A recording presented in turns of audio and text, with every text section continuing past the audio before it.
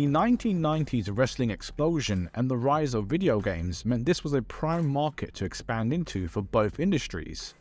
With many great titles emerging from this era through the end of the 8-bit machines and transition to the 16-bit systems like the Super Nintendo and Sega Genesis, the dawn of 32-bit CD-based consoles like the Sega Saturn and Sony PlayStation brought voice commentary and real full-motion video footage to add to the experience. This era also featured a set of games many fans consider even to this day to be the best ever produced in terms of wrestling mechanics and pure playability on the Nintendo 64 by Japanese developer AKI. Historically, 90s game titles are now working relics of eras in wrestling long since transpired. Fans still love to play these games to this day and recreate the past or produce new WCW storylines and WWE Attitude Era rivalries on screen with a controller in hand, or just button bash for nostalgia, old school style. Number 10. WCW Wrestling. This was WCW's 8-bit competitor to the LJN series of games, as the wrestling war extended all the way back to the dawn of video games itself. Originally developed in Japan as Superstar Pro Wrestling, it was taken to North America and converted to make it marketable to WCW audiences by FCI Inc. It holds the distinction of being the only wrestling game being based on the NWA to this date. Players got to select their moves from a large roster of 12, including WCW greats like Flair, Sting, and more obscure names like Mike Rotunda, Michael Hayes, and even Kevin Sullivan. Dynamics included Irish whip moves and signature finishers as the video game landscape was beginning to evolve in the early 1990s. Number 9. WWF King of the Ring. This was the last of the WWF games released on the 8-bit Nintendo systems by LJN, now with an additional King of the Ring mode to the traditional format of match types to promote the new pay-per-view that only aired earlier that year. The title included all the famous names from the early 90s like Hulk Hogan, Yokozuna, Mr. Perfect, The Undertaker, and many more. In total, players got 11 wrestlers and a customizable version that could be tweaked in an early design-your-own wrestler concept to play with. Different wrestlers had varying attributes, a bit like a role-playing game to make it stand out. What it lacked in graphics, it made up for in playability. Number 8. WWF Raw. This was the pinnacle and evolution of the 16-bit LJN series. From Super WrestleMania to Royal Rumble and Rage in the Cage, that featured the first use of full-motion video in WWE games, using the power of the Sega CD, WWE Raw gathered everything together. Match types like Bedlam and Tornado endurance options were added, along with signature and mega moves for each character and new standard movesets. This game also featured Diesel and the 1-2-3 Kid making their first appearances in digital form. Number 7. WWF Warzone. Acclaim moved into 3D with these PlayStation and N64 creations. And finally, with a handheld version, gamers could experience the squared circle in a new dimension with the WWE for the very first time in a set of landmark games. The commentary was provided by Vince McMahon and Jim Ross, with cage matches to grudge matches in an early storyline concept, and many more with training options to practice moves and a detailed create a wrestler feature. This was an early precursor of what was to come on many levels. It kind of laid out the foundation for the 2K series of games fans see today. It was followed up by an improved sequel, WWF Attitude, and a Dreamcast version to enter the 128-bit market later. Number 6. WWF WrestleMania, the arcade game.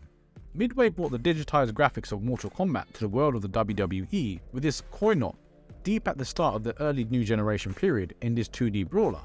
Bret Hart, Shawn Michaels, The Undertaker, Lex Luger, and more rounded out a roster. Intercontinental and WWF Championship modes were included, and it was released across 16-bit and 32-bit consoles and PCs. An updated game, WWF In Your House, by Acclaim was released for home consoles. In this new version, each wrestler had some outlandish moves and taunts with 10 playable characters, with fans getting commentary from Vince McMahon and Mr. Perfect. Number 5. WCW vs. the World. This was the very first WCW game to be released during the Monday Night Wars, and was an adaptation of AKI's Virtual Pro Wrestling, and is famous for introducing the Spirit Meter concept to Western audiences and a 3D engine.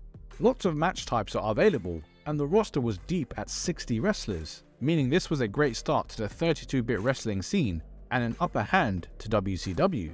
Unfortunately, the majority of WCW games went downhill from here.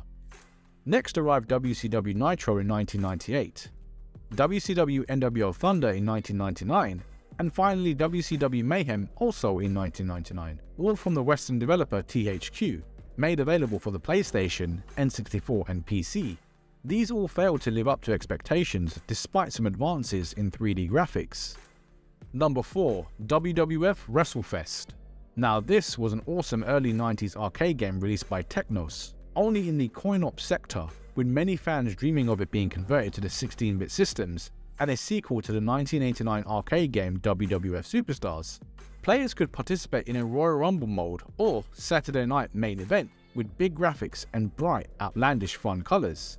10 characters were available in the original, but it was updated for iOS systems by THQ in 2012, with a more contemporary roster with the likes of Stone Cold and The Rock, plus John Cena. It is a great button basher with vivid nostalgia-driven delights for 90s arcade fans and WWE ones alike. Number 3. WCW vs NWO World Tour. This was the first iteration of the WCW NWO franchise and mythic wrestling series of AKI games on N64. It introduced the Nintendo world to the AKI wrestling engine and a unique grappling mechanism, meaning that bouts would swing back and forth and could be as deep and nuanced as Street Fighter, with epic matches lasting 20 to 40 minutes at times. It really was a paradigm shift for wrestling fans. After the early acclaimed series of games in 2D and incarnations on the 32-bit home consoles, WCW was at the height of its popularity at this time in 1997. The unique features of taunts to boost the patented spirit meter meant that this had everything at the time, including 4-player mayhem. Number 2. WrestleMania 2000. AKI acquired the WWF license and went straight at it in producing a new game at the peak of the promotion's popularity.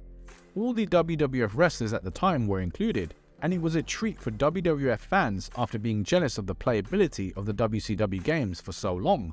This was the first ever THQ published WWF game, creating a long partnership. Using a modified engine from the Japanese Virtual Pro Wrestling 2 by AKI, it was even possible at the time to create WCW wrestlers to feature against WWF counterparts to produce your own dream feuds.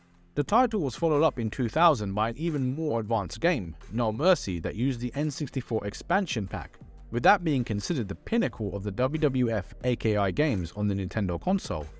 Number 1. WCW NWO Revenge. This is the greatest WCW game of the 1990s, or in fact, ever. It was released in 1998 during the peak of the NWO Civil War, as the Wolfpack and Hollywood factions are represented. Again developed by AKI, it featured an amazing intro with Sting, improved graphics, managers and valets, plus real pay-per-view arenas and an expanded roster. At the time, it was the largest selling third-party N64 game ever and received amazing reviews, holding up even to this day compared to modern wrestling games in terms of mechanics. It is the definitive WCW game, and unless they somehow make a new one, fans will not get any better.